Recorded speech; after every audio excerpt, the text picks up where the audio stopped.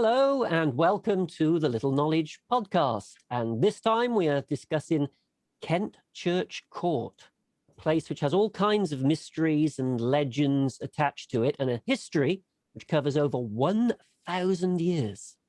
So certainly an old site and an old family, the Scudamores, that we'll be talking about. Now I'm Paul Busby, and with me as ever is Goff Morgan. Hello, Goff. Hello, everybody. Greetings, Joe. How are things with you? Fine and dandy, thank you, old fluff. Doing very, very nicely. Very nicely.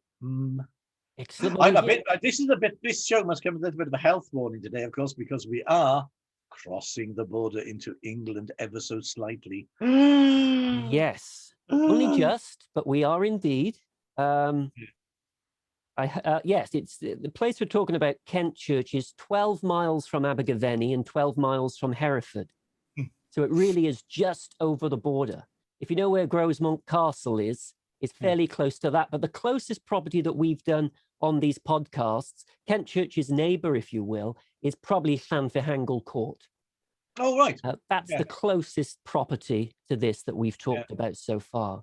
But the thing is, when you're talking about our part of the world and the marches, the border just goes back and forth. So there's, there's no real, differentiation really at this point as to where it may currently be was not where it would have been 4 centuries ago. So well, quite right. When we start having a look at this interesting overlap of a border area today. Yeah, when we start our story, for instance, the Kentchurch area appears to have been run by Welsh farmers, and it was a Welsh-speaking area. Oh. So it certainly has changed over the years. I tell you what, let me show you a little image of course, the much later building that we're talking about today. This is Kentchurch Court. Like a look at that. Now we will. They don't do symmetry, and it's a bit rambling. Yeah. But almost designedly so.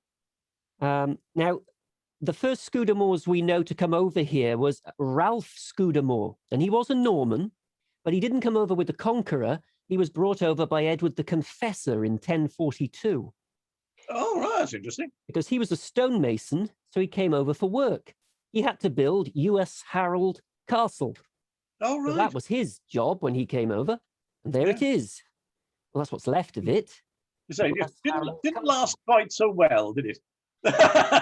No. In fact, if there was more to it, I think it would have been the oldest castle in the country. Oh gosh, really? Because we're talking 1042, so it was pretty impressive. But no, it didn't last particularly. Although he does get 5 mentions in the Domesday Book, does Ralph Scudamore, in 1086. So he came to stay, didn't he? Came over in 42, stayed still here in 86. Oh, yeah.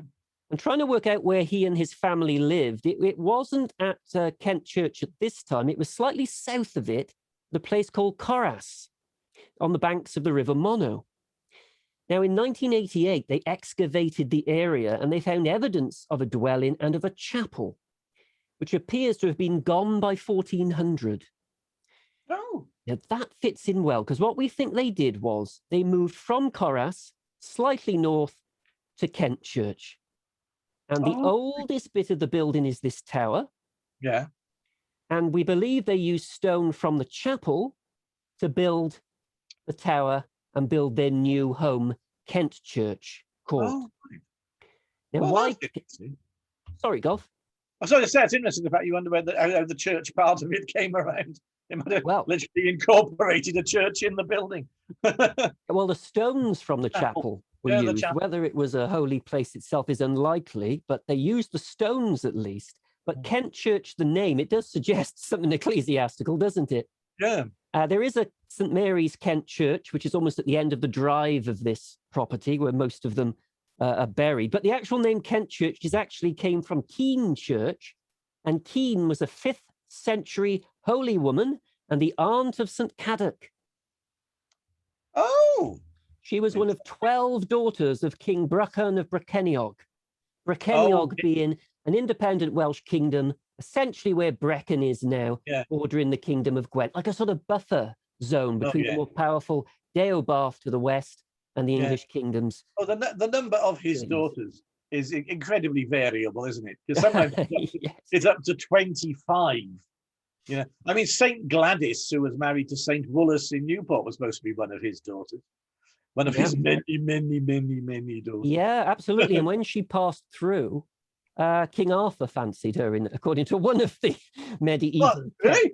Oh, yeah, we'll get on to that when we get to a Tredegar House Basile episode. Set his throne at St. Gladys. Well. But these Scudamores did stay. So if we fast forward to when they're living at Kentchurch, it's the 14th century, it's the late 1300s, early 1400s, where Sir John Scudamore, or Sir John Scudamore, was really settled here. He must have been settled because by then he was deputy steward of Brecon, he was constable of Goodrich Castle, and he'd served under Richard II with some success.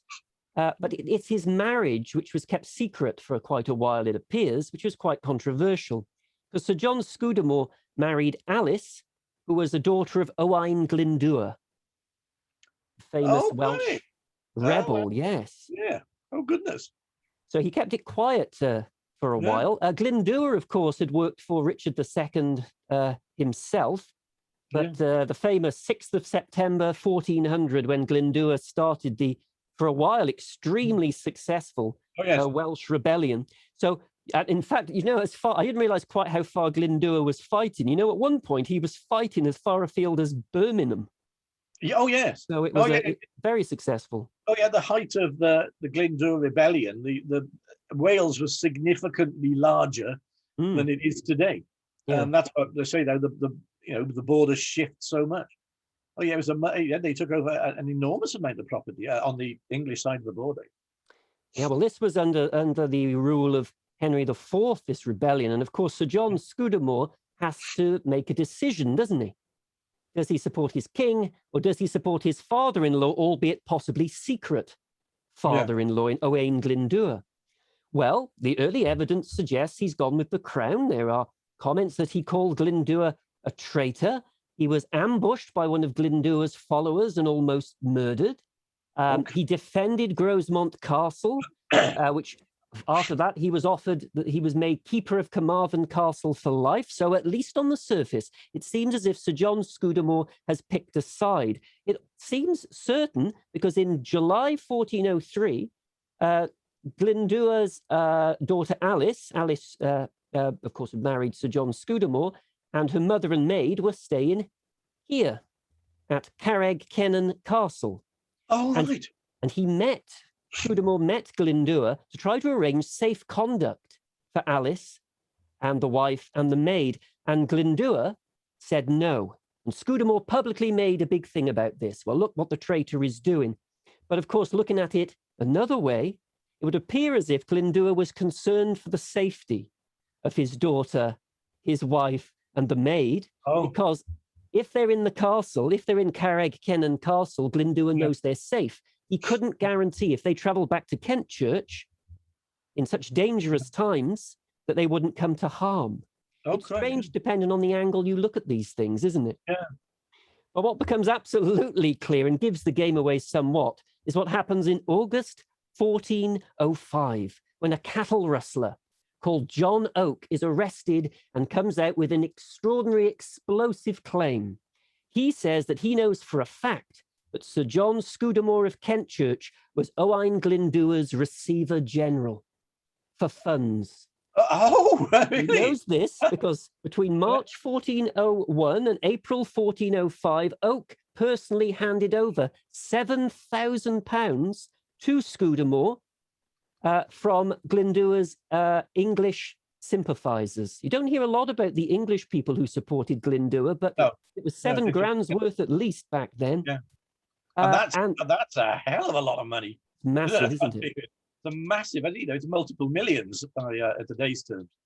Certainly is. Well, the government's initial response to this sensation is to disbelieve it. But fascinatingly, before Oak could be interrogated any further, Henry IV ordered him to be hanged at once before they could get more information out of him. So it seems to be something of a cover-up, doesn't it?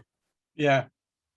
Oh, yeah, also that wanting to sort of refuse to accept that there were any English supporters whatsoever of the Glyndŵr uprising. There might have been a bit of that, yeah. But so it does seem as if, in fact, then Scudamore's brother had actually early on, Philip had gone over to Glyndŵr's side and was beheaded for it. God. So Sir John has to sort of publicly, at least, have a bit of a high wire act. But he does that anyway. And now, of course, when Glyndŵr's rebellion, a lot of it is to do with the fact that he didn't have artillery and he didn't have, he was eventually overpowered. So by about 1409, he's been kicked out of all of his places. By 1412 is the last time he was seen. But what happened to Owain Glyndwr is one of the great mysteries, because unlike, say, William Wallace, he was never betrayed by his own people. Oh, that's interesting. Didn't know that. So Glyndŵr disappears. And because he was offered pardons by Henry V, but he never accepted them, he just disappears, which lends a sort of Arthurian aspect. But they never caught him. They never killed him. So he was out there somewhere. So where is the question? Well, if you're going to hide, this is Kentchurch today. Oh, right, yeah. It's in its own shallow valley. Yeah. It's in beautiful... Did you notice at the start of this podcast, I didn't do one of our patented maps as it looked then and as it looked now? Oh, yeah, yeah. Because there's no difference. Oh, good Lord, really? Not really. Kentchurch Court has not been built upon, so it looks exactly the same, apart from the odd tennis court today. Yeah, oh gosh, how fascinating. So Kentchurch, you don't stumble across it, you need to head for it. Yeah. And if you're slightly embarrassed about Glyndŵr anyway, why not hide out with your daughter's husband at Kentchurch Court? Yeah, who is actually a secret supporter. A secret Possibly. supporter. Yeah. So, In fact, they've got a room to this day in the oldest part, which would have been there when Glyndŵr was around, the oldest part of Kentchurch Court, that tower I showed you. Yeah. Is a room, and yes, the paneling now is probably, mid-17th century, but it's sometimes called Owain Glyndwr's room. So it is feasible. They found a hidden staircase there as well, but of course, hidden blocked up staircases can be for many architectural reasons, not the particular secret. No. But he may well have used this room, Owain Glyndwr. So it all adds to the bit of the mystery, really, doesn't it? Yeah. Oh, yes, fascinating, isn't it? Yeah, now it's only does somebody disappear, they are never subsequently revealed either, which is the most interesting thing. But never revealed. Now, somebody said that Glyndŵr died in either 1415 or certainly 1417 appears to be dead, because nothing else seems to be mentioned. But where he's buried is unknown. Some have suggested Kentchurch, but I think it's more likely to be, I think the favourite these days is Monington Court, which is nearby, and that's where another Glyndŵr daughter lived. So the Herefordshire Valley was sort of packed with Glyndŵr daughters. Oh, that's very intriguing, isn't it? And they've never found the body, but it may well be at Monington. I think it's a safe bet. We may never find out, but Glyndŵr was buried somewhere here, isn't he? Yeah, yeah. So whether we know for sure or not, we can't be convinced. So what happens to Sir John Scudamore after the Glyndŵr thing? Well, he seems to carry on. Seems to carry on pretty well.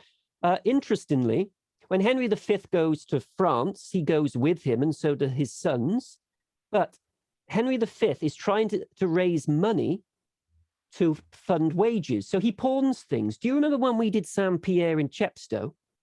Yeah. And it was said that the crown jewels were once there. Oh, yes, yeah.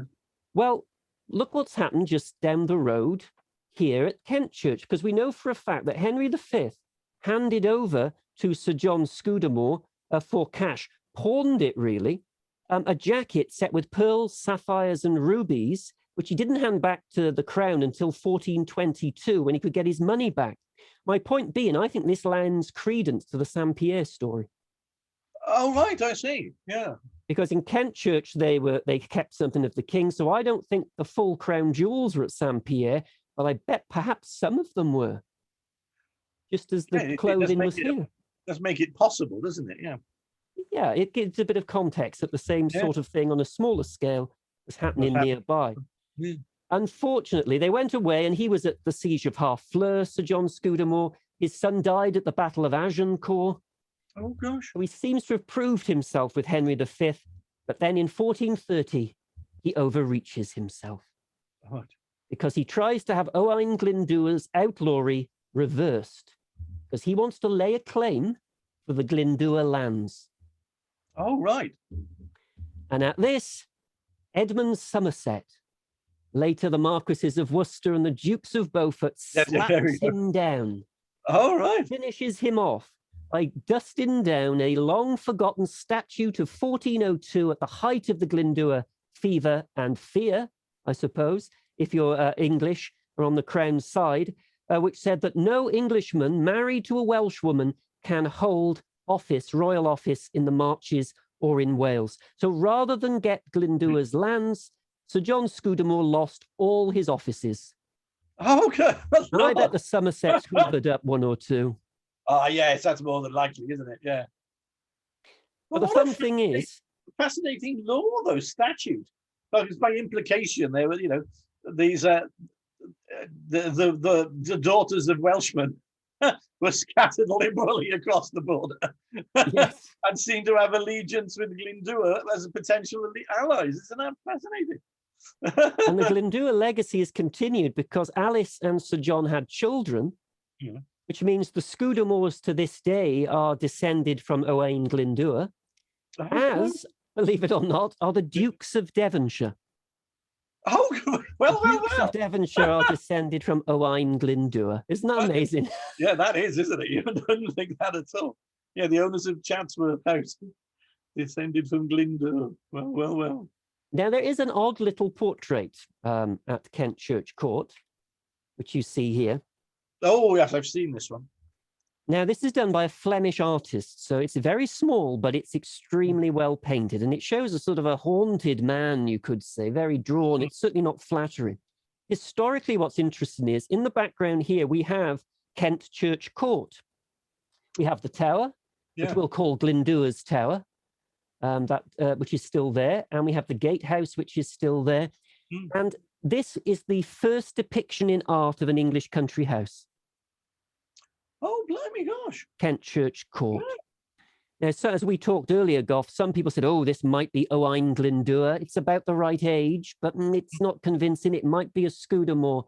But the other story, of course, is it the legendary Jack of Kent or John of Kent? Now, Goff, we need you to tell us something about Jack of Kent for those who haven't heard anything about him. Well, this is one of the most tricky things that you've ever asked me to look into.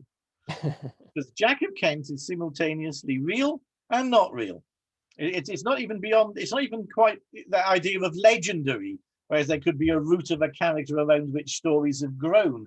Because John of Kent, Jack of Kent, John of Gwent, Sean Kent, all these various names were simultaneously attributed to this individual, if they were there, and likewise also simultaneously apply to any number of other extant characters at different time periods. So it's really good. If you go back to one of the sort of, well, I'll better phrase one of the more solid ideas, let's see what it says about Sean Kent.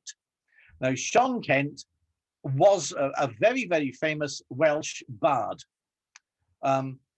He was, no, this is very clear. So, yeah, Sean Kent said he was born between 1400 and on 1430 or 4045, or he was born between 367 and died around 1430, or he died around 1435. So already you can't really tell. You've got a huge spread. Well, at least we know he's dead, Goff. So we know he's dead. That's about it. I said he was called Sean of Gwent as well as Sean of Kent and Sion Kemp and Jackie Kent and Jack of Kent by other people. So again, this intrinsic Welsh writer and Welsh poet whose poetry has survived and becomes right at the end of the sort of the praise poets tradition, has got matched up with all sorts of many other figures. So he's often mistaken as a doctor. He's referred to as a Dr. John Kent, but that because there was actually a Dr. John Kent in Caerleon, who was educated in Cambridge at the end of the 15th century. He's also got a Dr. John Gwent, who was an erudite friar buried at Hereford in 1348. There's also a Bishop John Kemp, who was later Archbishop of York. So again, all mished about these ideas. Now, the interesting thing about this picture, say if we look at the picture, it has a sort of ecclesiastic edge, doesn't it? Definitely. You see, there's a sort of Bible, there's a sort of almost religious stroke monastic sort of robes.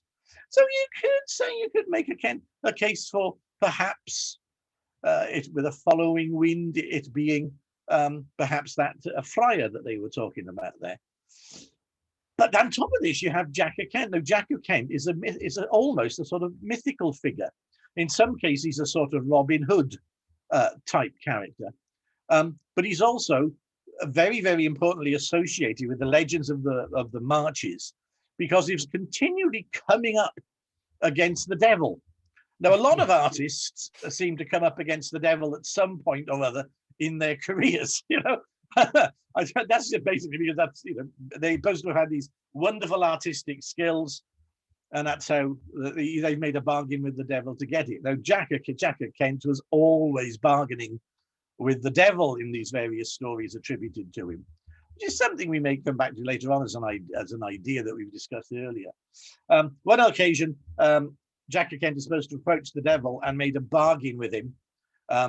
That what he would do was basically, if the devil would agree to give him a perfect growing season for his crops, then he'd let the devil have the top half or the bottom half, what's got the butts, depending on what he wanted. So he says to the devil, well, you know, what do you want? Do you want the top half of the crop or the bottom half of the crop? So the devil says, well, I'll have the top half, thinking that'll be the good bit, thinking he's going to be getting corn out of it. At which point, Jack of Kent grew turnips. So the devil got the leaves and Jack got the bit at the bottom. So the next year, he says to the devil again, well, you know, same deal again. What do you want? You know, give us a perfect growing season, and you can have the top or the bottom, which do you fancy? And the devil was thinking, well, I'm not going to be, you know, tricked out of this one again. So he said, I'll have the bottom this time. And that was the year Jack of Kent grew corn.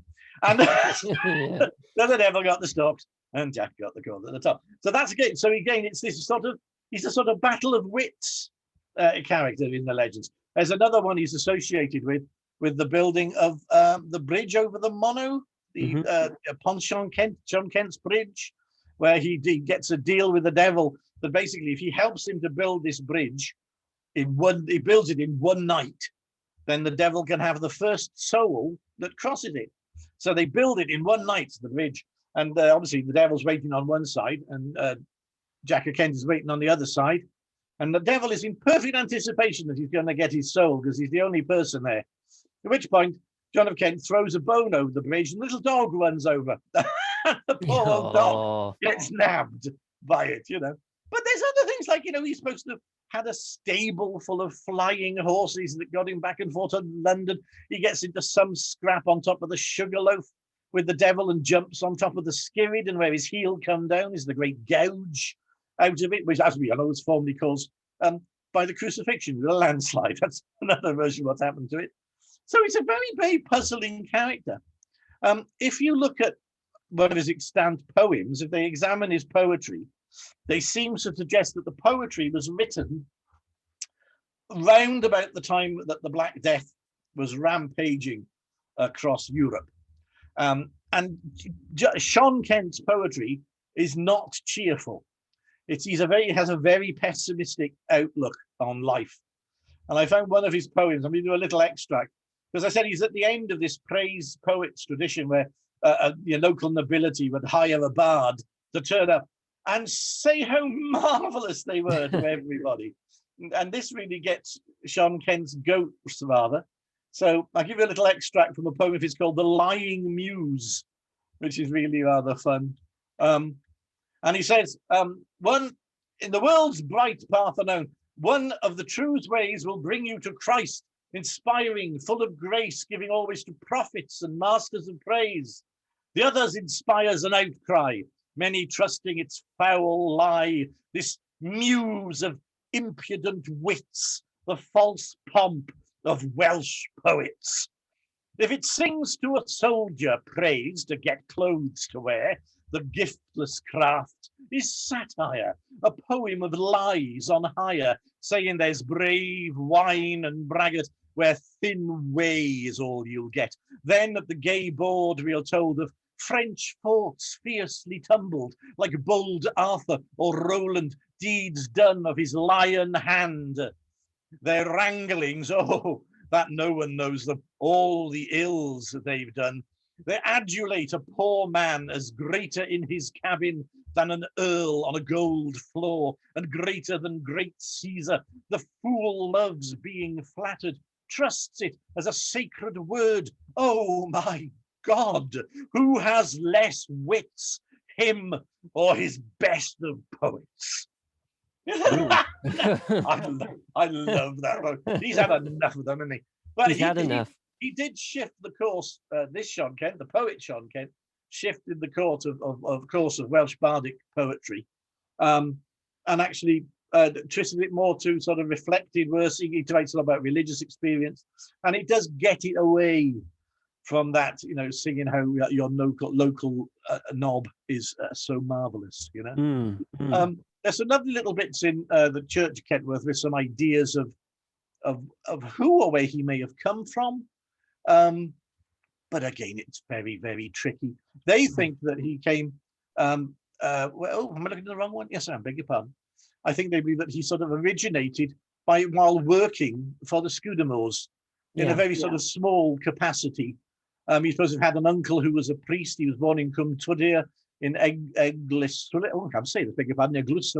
Glamorgan. And when he reached the end of Hanford, he went to Kentchurch as a stableman, and eventually his intelligence was spotted and he became a tutor, and he tutored the squire's sons. He went off to Oxford, but then you're getting back into the realms of that very academic gentleman in Caerleon at the time. But there's an interesting thing to think about this tradition of him being educated at Oxford and whatever, being an academic, and yet there's still these legends of great magical skills. If we think how he talked about Dr. John Dee and the Herberts at St. Julian's, in terms of the populace, and maybe in terms even of the people who practiced at the time, not a great deal of difference between science and magic at that time. So they may have brought the magical stories of Jack Kent and John Kent and latched them onto the academic figure that was residing in Caerleon at the time. So the early proto-scientists and astrologers become magicians as well. So yeah, it's very difficult. We know Sean Kent existed. Yeah. We know his poems suggest that he was writing at the time of the Black Death. Apart from that, it's all up for grabs. Oh dear. Basically, you pick your story and you stick to it. But the Jack of Kent idea, he's supposed to have existed as a bogeyman in the marches, sort of thing. You know, if you're not careful, you say to the kids, Jack of Kent will come and get you. So that's quite interesting. Though I'm not sure how he could become that figure, seeing he's the one who's always defeating the devil. So it's odd, isn't it? Yeah, it's odd how he turns into something you frighten children to sleep with. Very strange. Oh well, we've also got, as I nip through here, we've also got a couple of things linked to him. These are the stones at Trellick. Oh yeah, where Jack of Kent apparently had challenged the devil to a game of pitch and toss, and they've left the stones. Yeah, still there. And at Kentchurch itself, there's still Jack of Kent's tree that he used to get up on top of. He used to sit on top of the tree, probably having another pop at the devil. They didn't get on, those two, did they, really? He's supposed to have finally beaten the devil in getting his soul as well by not being buried in sanctified or unsanctified ground. Got buried under a wall, apparently. Yes. The devil couldn't get his soul because he was on neither sanctified nor unsanctified ground. Very clever, Jack of Kent. He always wins the day. Nice to have that whoever he was. Yeah. Okay, well, we do have a little bit. Well, first of all, what these Scudamores that we've been talking about at Kentchurch, it's a very bloody period, isn't it? We're talking. It's a very bloody period. During the War of the Roses, one of his children ended up beheaded at Mortimer's Cross. They were Lancastrians. So when the Yorkists were in command, it was in trouble. And one was actually tracked down to Kentchurch and slain there. Oh, for the sin of supporting Henry VI. Oh, gosh. So there is a murder at Kentchurch, albeit a judicious one. Now, when you've got a Scudamores, we get these cadet branches, don't we? They branch out. The Scudamores spread. And one got very rich branch and very successful. They became viscounts Scudamore at a place called Home Lacey. And one of those was quite a courtier. His name was Sir James Scudamore, who you see here, ready to tilt. Looking very grand, isn't it? And he became immortalized in Edmund Spenser's The Fairy Queen, when he is the knight Scudamore, or Scudamore, which is Shield of Love. Oh, interesting. This is he, one of the Scudamores. Yeah. Now the funny thing is, his armor survived. Okay, it survived at Home Lacey House. Yeah. In 1911, that was owned by the Earl of Chesterfield, who was poking around, pottering around in a room which was clearly letting in the water, because dripping rainwater was on this little sort of box. And when he opened it up, there was this armor in awful condition. It had just been forgotten about for centuries. Yeah. And so he said, oh, I better sell it. So he asked £20 for Sir James Scudamore's armor. And the dealer said to him, my lord, now please, I am an honest dealer, and I have to tell you that £20 is ridiculous. I will give you £2,000 for it. This is in 1911. Gosh.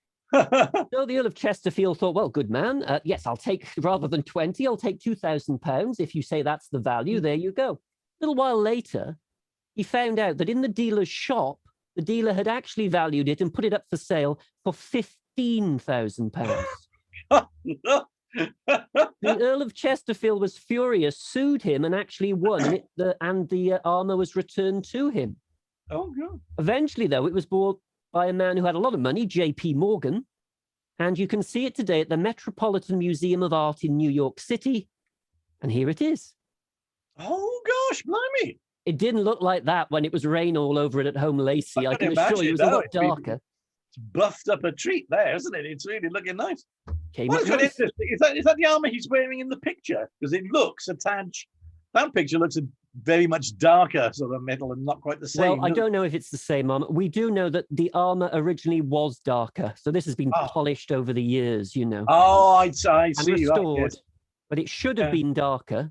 Now, whether it's the same, I don't know. It'd be fantastic. I think if you look at the shoulder pattern, right, on there, and now look at the shoulder pattern on another one, it's practically identical. It may well be. And you could have got that for £20 if you found it in Chesterfield in 1911, before the dealer got to him.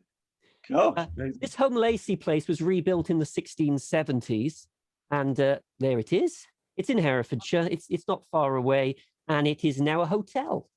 Oh, right. Very 17th century, isn't it? Oh, yes, it is. Definitely in it, yeah. Now, the Somersets must have had so much money, but in the early 1700s, they ran out of children in the male line.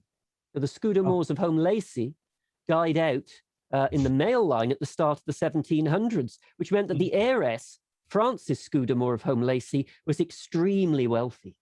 Yeah. So much so that the man who married her was the 3rd Duke of Beaufort.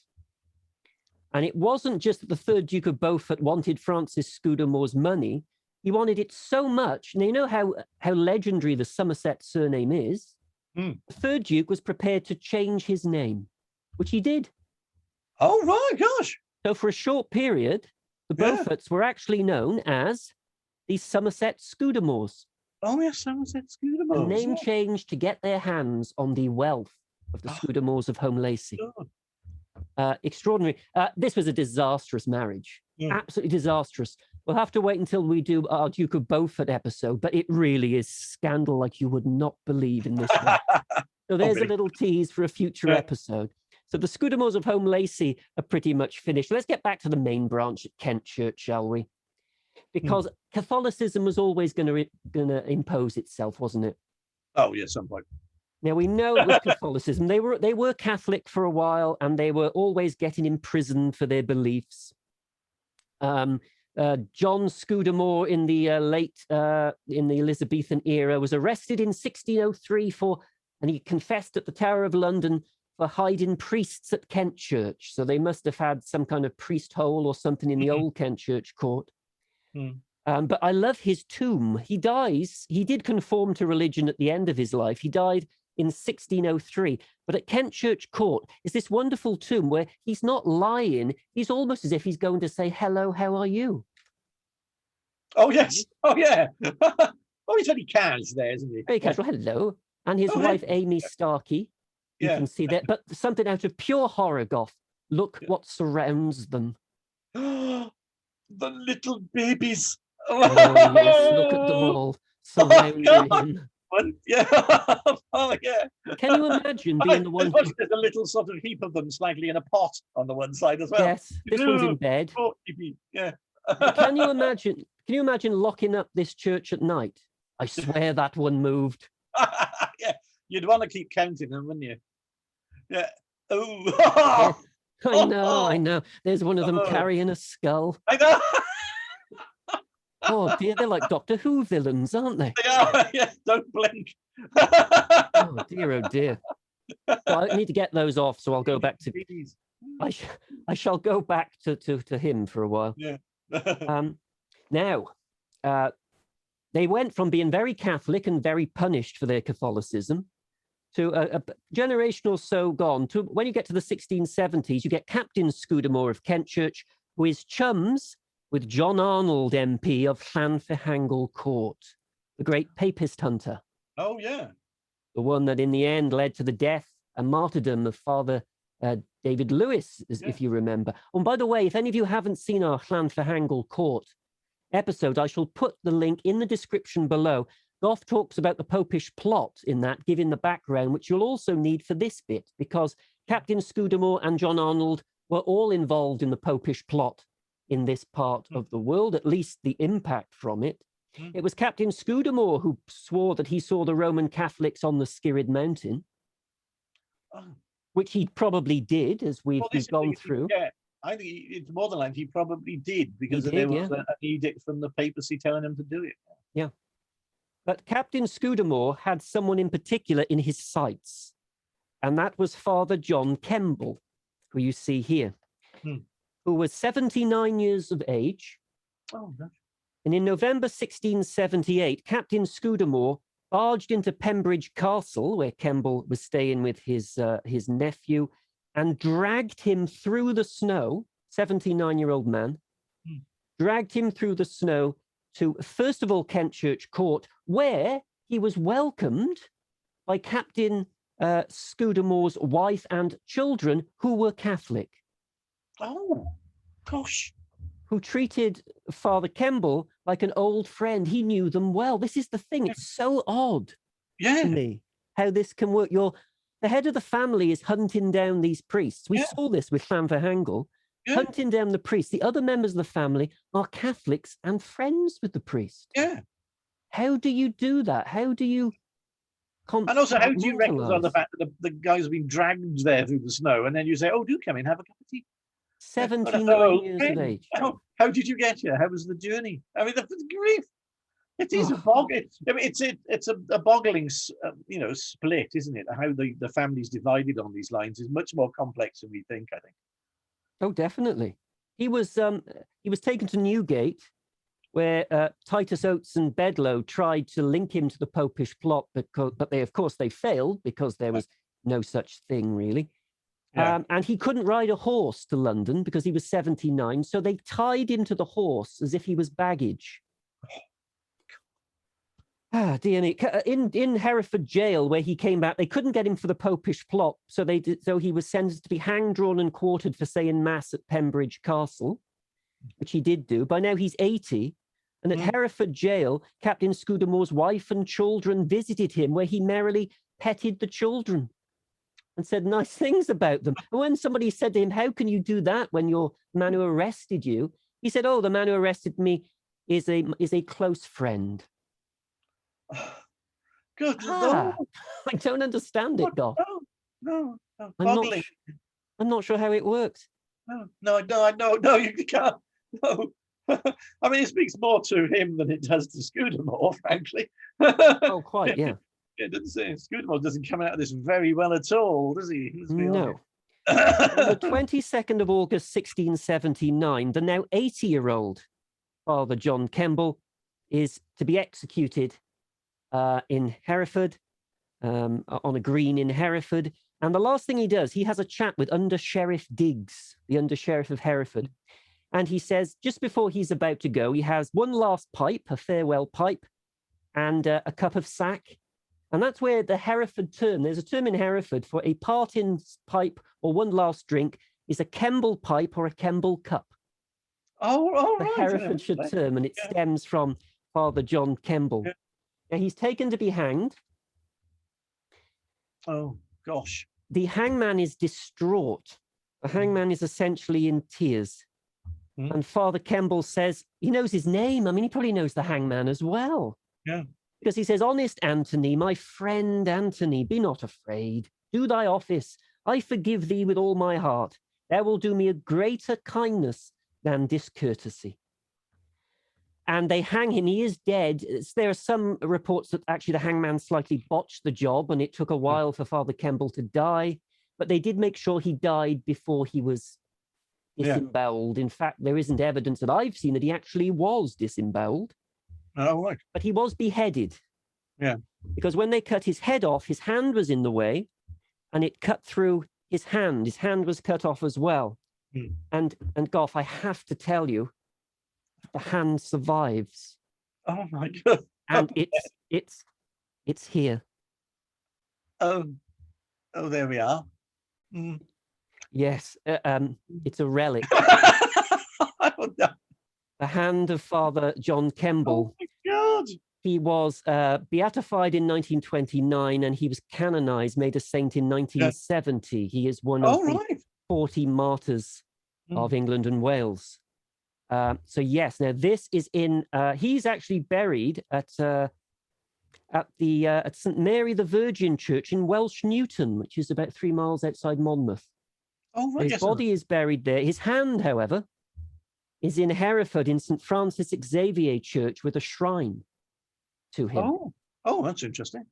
And there is the hand. I mean, it's oddly, the Scudamore daughters.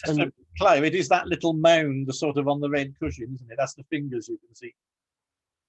Oh, thank you, Paul. Well, you did want to see a closer view. Yes, there is the hand. Thank you very much. I was happy just working it out from that one. Thank you. The Scudamore daughters and the wife would go to his grave. There's his grave. Yeah. And there's a Scudamore buried next to him. Oh, unbelievable. And one of the Scudamores who couldn't hear apparently prayed at his grave and her hearing returned. Another daughter, it was claimed, had a serious malignant problem with her throat. And to cure it, she got the noose that Father Kemble was hanged by, put it around her neck, and apparently was cured.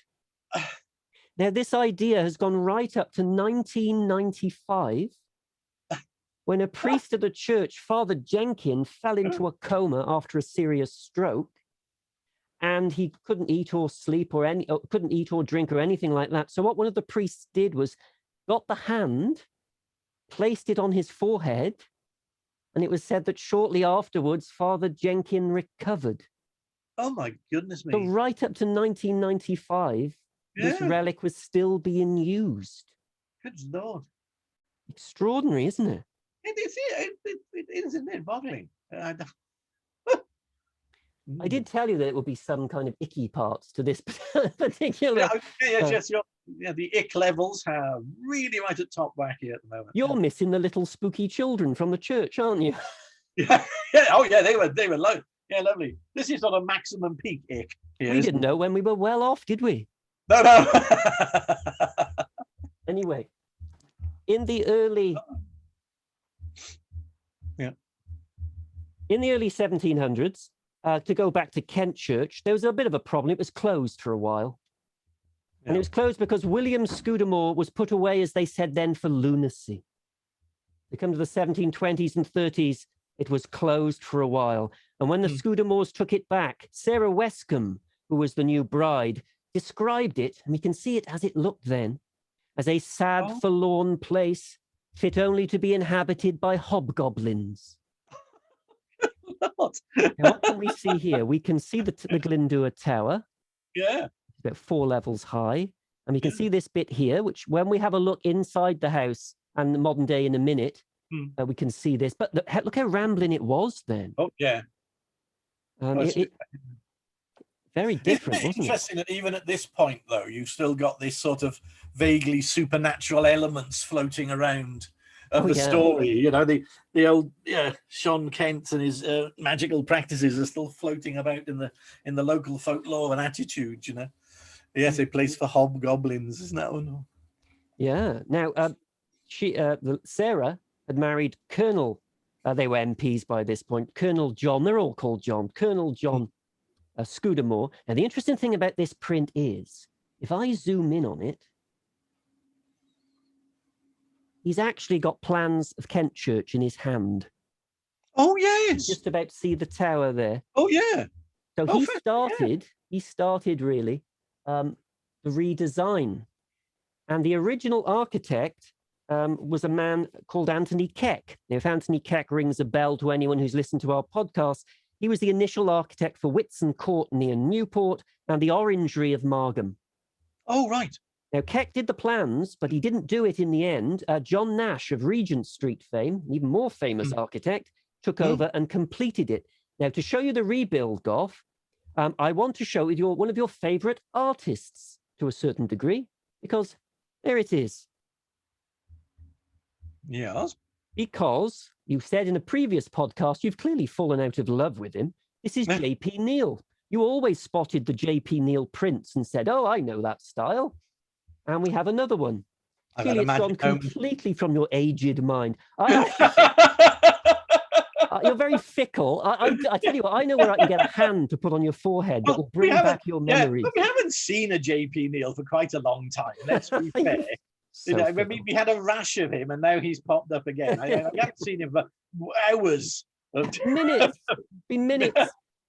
John Preston Neal, who started off doing insects and then made more money by doing seats. He did views of the seats of the nobility and gentlemen of England, Scotland, Wales, and Ireland. He did 732 of these things, so no wonder we've seen him a lot. No wonder we've spotted him a lot, yeah. We have spotted him a lot. So there it is, and so it's pretty much as we see it now. We've got the tower at the back. This bit's jutting.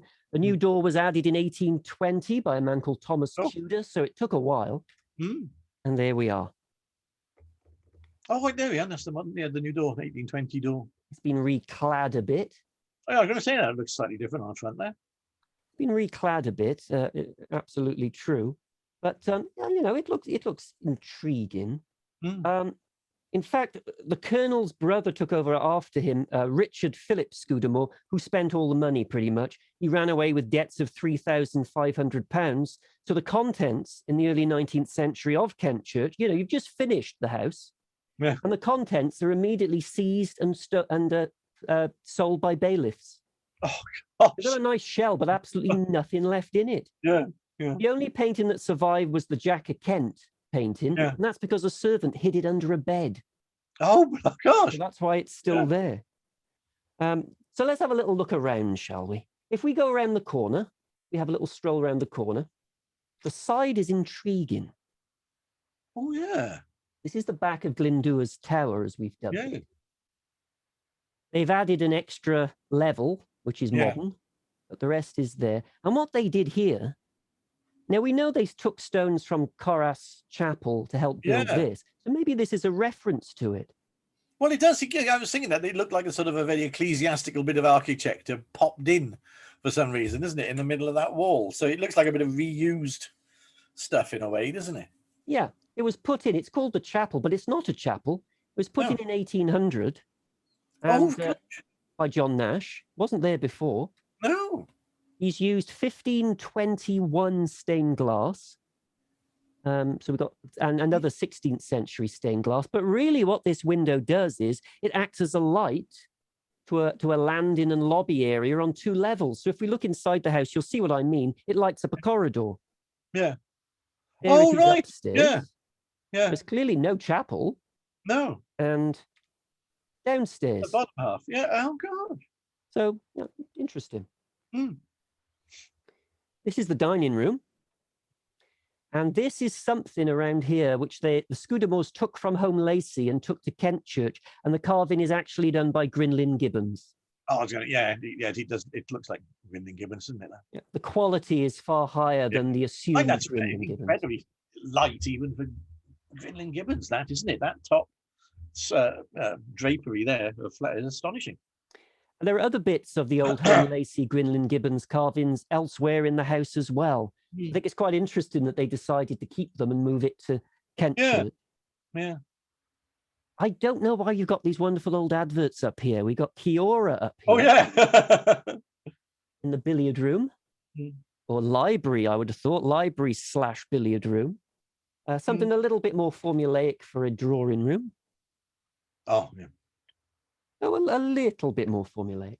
And if we go back to an outside shot for now, we can see it here. And one of my favorite outside shots is a close-up image of this.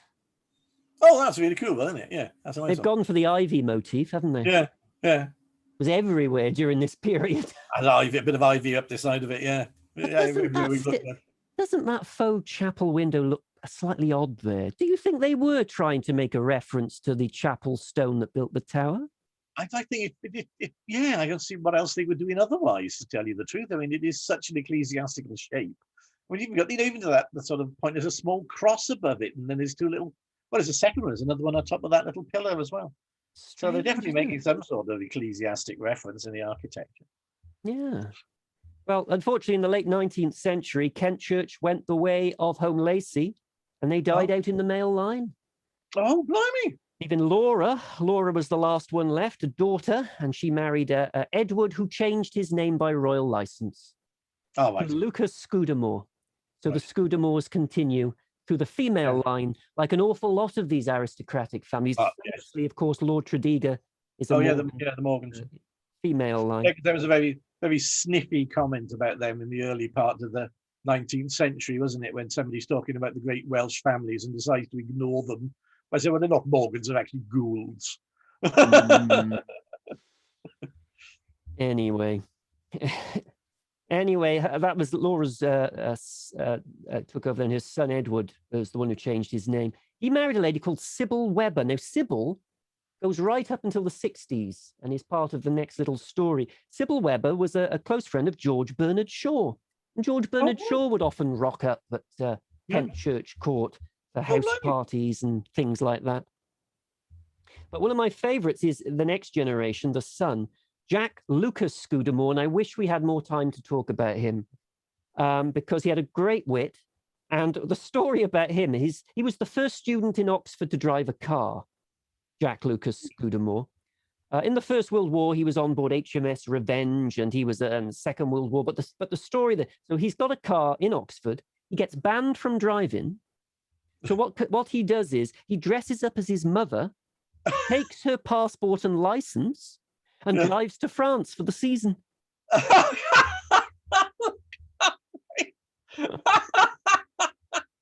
He will not be denied.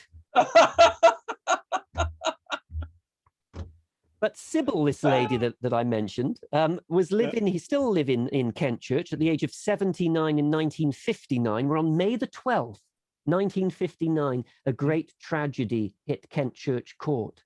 Now, we've talked about fire ruining so many of the properties we've talked about, haven't we, over the months? Yeah. This time it was flooding. There was a flash flood, a freak flood, which sent so many gallons of water into Kentchurch Court. It blew the doors off its hinges. Oh, good Lord. Blew the doors off its hinges, and Sybil, at the age of 79, was in the library, and she was swept away. She clung to a bookcase. Her jaw was fractured. Her ribs were fractured. She was only rescued by, and we can give them their name check for it, Daisy Reese, the child's nurse, Mr. Nicoletti, the butler, and Mrs. Nicoletti, the cook, came. They couldn't swim, but they came and rescued her. Gosh. They managed to get in and rescue her. Yeah. The water was up to 5'4" in the front rooms, 9'7" in the kitchen, where the Aga was ripped from the walls and sent from one side of the kitchen to the other. Good Lord. Farmers had to come to help. It took years to dry out Kentchurch Court. There was 18 inches of mud. Everything was covered with mud. Yeah. Not a very clear picture, but there's an image here of a pretty battered looking ground floor of Kentchurch Court. Local farmers got tractors to drag the carpets out through the window. One farmer was interviewed by a local newspaper as he was merrily shoveling 8 inches of mud off the floor to help out. We've all got to help out, he said. Yeah. The farmer nearby. So absolutely extraordinary. But hey, that's. Well, have they any idea what triggered the flood? The flash? No, it was a flash flood in a stream nearby. Gosh, incredible. Just rain, and it was a freak event, a 1 in a million sort of event. It eventually dried out. Today, Jack Lucas Scudamore, who dresses up as his mother to drive, of course, his daughter-in-law, Jan Lucas Scudamore, and her children run the place to this day. So they're still there. Oh, gosh. But you try to make money as best you can. And in 2004, Channel 4 turned up and filmed the Regency House Party for 10 weeks. Yeah. That's one of these reality shows where they pretend to go back in time. Now, the good thing about Kentchurch is it's cut off, as you saw from the photo. It's cut off, so it took weeks to get it ready. Everything modern was removed. Yeah. So Jan Lucas Scudamore had to wrap things up. She said it took 3 miles of bubble wrap to get everything out of the way. And she found stuff she didn't know she had. Such as a pair of Queen Victoria's silk stockings, a eulogy to his aunt written by Winston Churchill, and Christmas cards and correspondence by Robert Baden-Powell. She didn't know she had them. Good Lord. Sorry, So they came in and they did this thing, this Regency house party. So there they all are. All lined up. They didn't do the servants bits. They just did the ladies and gentlemen Jane Austen style bits. Yeah. I didn't see this, but I saw the Edwardian country house, which was another idea. And it was the solicitors. There was a solicitor who decided to take on the role of the Lord of the Manor in the Edwardian country house. Yeah. And by the end of its period, he didn't want to go back to modern life. Yes, I remember that. Yeah. But do you remember they went through scullery maids like nobody's business? Yes. Why would you pretend to play at a scullery maid? It certainly isn't a game, as they found out. Yeah. But here they all are at Kentchurch, and they all are having dinner. Yeah. Fireworks are quite pleasant as well. In 2011, something scarier than the flood turned up because Kentchurch was involved in country house rescue, where a very well-meaning and very intelligent, informed lady comes to your house and scares the life out of you and tells you what you need to do to actually turn one of these buildings into a money-making venture. Oh, right. So, and to this day, they do open. They're open. They've reopened for tours, according to their website. Oh, that's nice. Small tours have been reopened, and the gardener's giving talks and all sorts of things. So Kentchurch Court is still there, and very much in operation. There's a lovely little image I've put here, because what I like is it doesn't matter how grand it is, you've got to put your bins out. Yeah. Oh, do you think that would be a hall boy's job if we went back in time? Would a hall boy have to put your bins out? No, you probably have so many bins, you'd have the bin boy. The boy just to do the bins. The bin boy. The bin boy, yeah. It would be a job to itself, wouldn't it, really? Yeah, What do you think, like a place like Tredegar House had 2 servants, the stick man and the coal man, just to keep the fires going? You definitely have to have a bin boy to do the recycling nowadays. Absolutely. So that was a little look at Kentchurch Court. Now, it was our first little bit into Herefordshire, so I just wanted it to be a brief sort of look through. So it's not supposed to be comprehensive. So if you have any sort of memories of Kentchurch Court or any little things you'd like to talk about, please add them in the comments below. And we can have a chat about Kentchurch Court and Jack of Kent and Owain Glyndwr as well, and all of these things that we've talked about today. Yeah. So, because that's important. Well, that's the fascinating thing about the Marches region, particularly, is you can't really separate the history into convenient sides of the border. It overlaps and it goes back and forth because we live on borders. I mean, if you live in a border area, you understand that it's a mutable thing, particularly over the course of time. Yeah, absolutely. So that was Kentchurch Court. I have no idea where we're going to go next, Goff. I wanted to do Rupera Castle, but I'm giving a talk at Rupera Castle for their, I think it's their open day thing in September. So I want to do Rupera Castle just before that, if that's all right with you.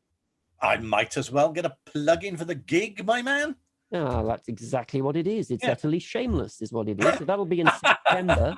As for what our next one will be, I suppose it will have to be a watch this space sort of deal, won't it? Yes, that'll be good. We'll surprise you all. Surprise us as well, quite frankly. Scotland next time. Scotland, well, why not? Let's gamble. Yeah, well, because it overlaps with Wales a lot, you know. Barefaced lie. So Not after I insulted the Scots by making the claim about Glyndŵr. Of course, Glyndŵr wasn't betrayed by his own people, unlike William Wallace. Yeah.